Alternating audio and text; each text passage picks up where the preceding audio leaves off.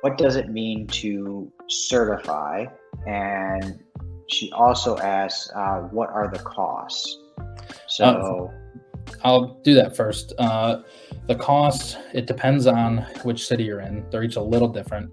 But you can assume that the inspection, the paperwork, because you have to send paperwork into the city with, a couple different filled out blanks, stuff like that.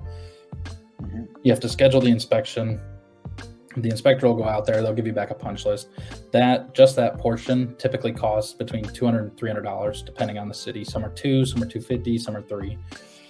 That gets you the punch list. And so certifying is when you take that punch list and you complete all the work on the punch list, and then you have the city inspector come out again a second time, and they'll come through and make sure that all the work you said was completed. At that point, they'll certify the property as a rental certified property, which means according to the city, you are allowed to rent it. Otherwise, you are not legally allowed to rent it. So it has to be certified with the city. Typically, people don't certify them because the city doesn't spend a lot of time looking for these people who don't certify them. But like I said, Warren does. Yeah, Warren's a smaller area, so they do. In the city of Detroit, they don't look, because they just don't have the time or the manpower.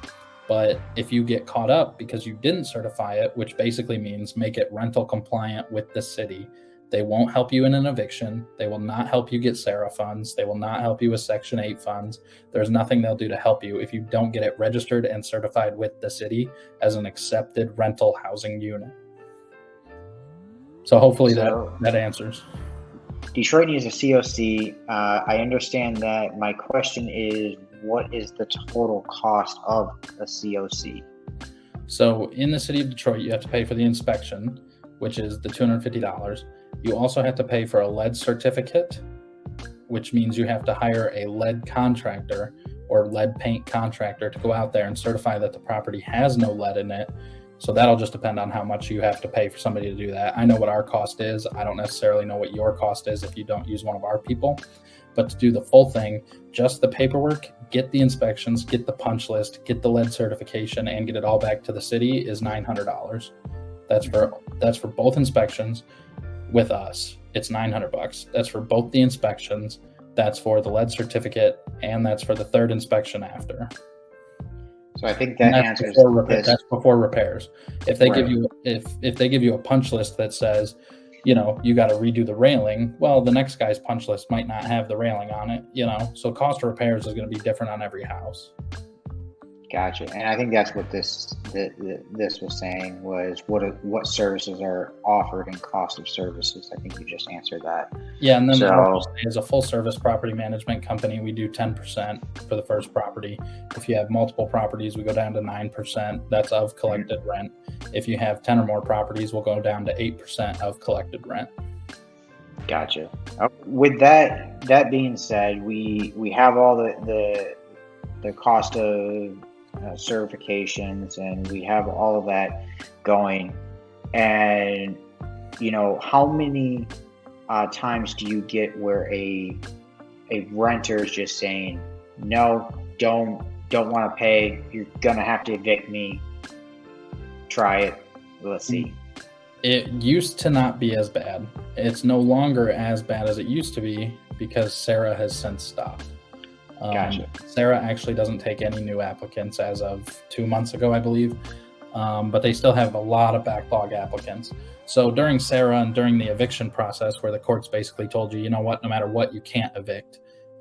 Majority of Detroit, which we have about 15% of our portfolios in Detroit, the majority of Detroit, everyone was behind. Everyone stopped paying. They didn't do it because they knew the courts weren't going to kick them out. They weren't going to force them to pay. They weren't going to do anything. In the more suburb areas, it was a lot lower. You still had people not paying rents and things, but it was nowhere near Detroit.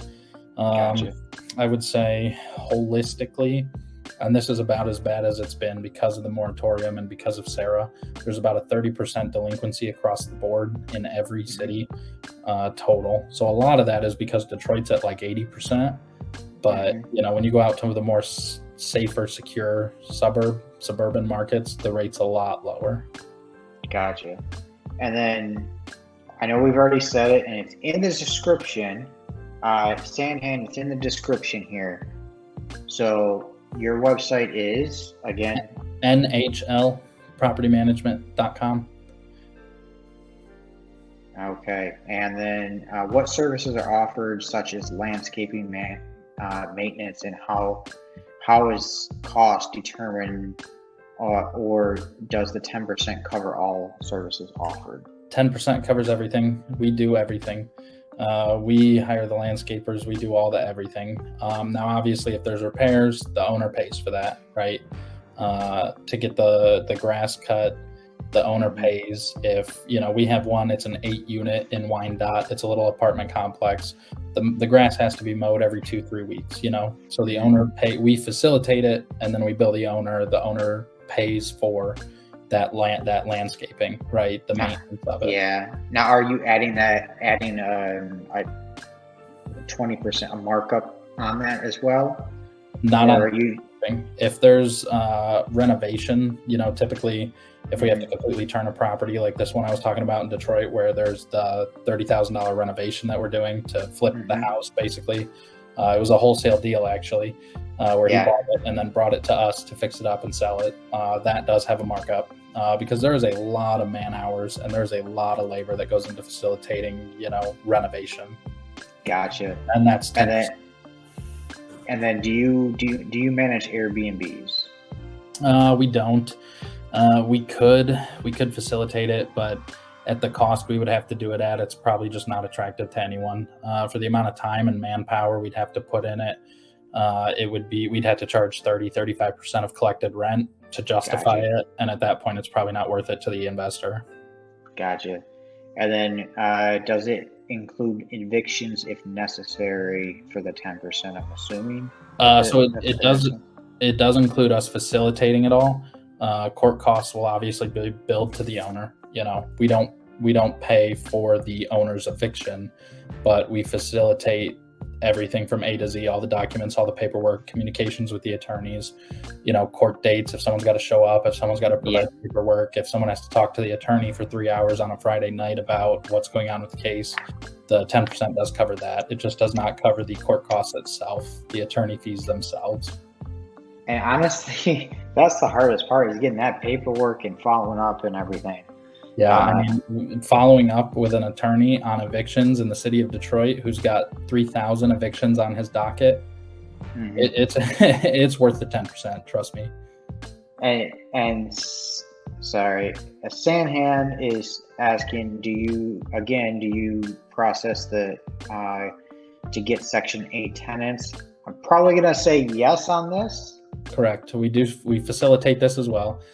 We can handle from the inspection point to, even if they want to purchase property, we're licensed agents too, right? So we can buy and sell all the properties they want. But assuming they have a property already and they want to get Section 8 certified, we can handle all that.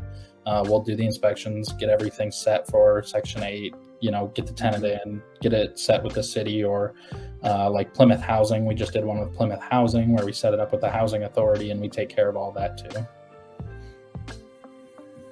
Okay.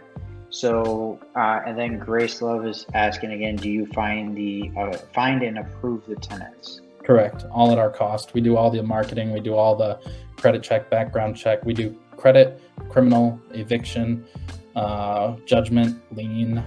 There's one other one I can't remember, but we do everything you could imagine plus some. And of course that cost is, included in the management. Gotcha. So, you're a full service operation right there. So, like I said, I don't think anyone can compete with us when it comes to this. That's 100%. I agree. So, and, Grace Love is saying, sign me up. So send me an email, send me a Facebook request. We'll get you signed up tomorrow. I'll have you talk to Amber in accounting and she'll get us set up. Sounds great. Which city of Section 8 is better than another city? I heard Detroit Section 8 gives you a hard time rather than other cities. So the Detroit inspection is typically more rigorous than the other cities. On the flip side of that is that Detroit Section 8 pays more than any other Section 8 does. Also, Wayne County has roughly a 8,000 person waiting list for Section 8. They have 7 or 8 people with approved 8,000 people with approved Section 8 vouchers and no houses to move them into. So they are a little more rigorous, but on the inspection. But because they have so many people qualified and no houses, they pay more than anyone else. Right. So that's awesome. This is 100% great information. You know, I really want to thank you, Nick, for coming on. You know, I will say, yeah, somebody is saying something about your competition, something about DHC. So, yeah, I know what you're talking about. Yeah. So, hey, go with NHL Property Management. Honestly, when I get some properties, I'm going to be coming to you. I appreciate that, and I appreciate you, giving me the platform and time to talk. No problem. Biggest thing that I do when I go to my buyers and say, hey, when they do not, and I repeat, do not just blow me off. I want feedback. If I'm priced too high, tell me why. Yep. Okay. So I can learn.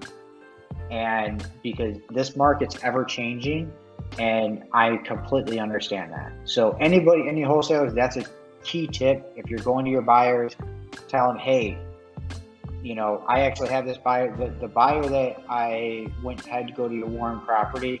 I always tell them, I understand if it's not a great deal, tell me what you would buy it at and tell me why. Yep, that's a great tip, because the right deal for one person is not going to be the right deal for another person. I just put this house up for sale, like I said in the beginning, in Detroit for $50,000. Yep. We had a guy write us an offer, $50,000 cash, no inspection, he can close in 2 weeks, doesn't care. Had another guy write me and he said the most I could pay is 40. I said, well, if 40 is the most you can do, this deal's not the deal for you, but this guy's willing to pay 50, it's the right deal for him.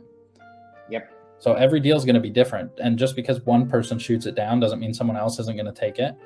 But it's very important, like he said, to get that feedback and at least know what you're looking at and why they're saying no. 100% agree with you. The help, and as much help as we can give, go and post a group, whether I'm helping you or somebody else in the group is helping you. Let's all do some deals together, right?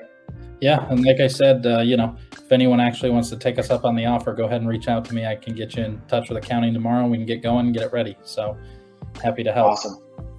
All right. Thank you. Talk to you later, Nick. And everyone, have a great day. Talk to you later. Appreciate it.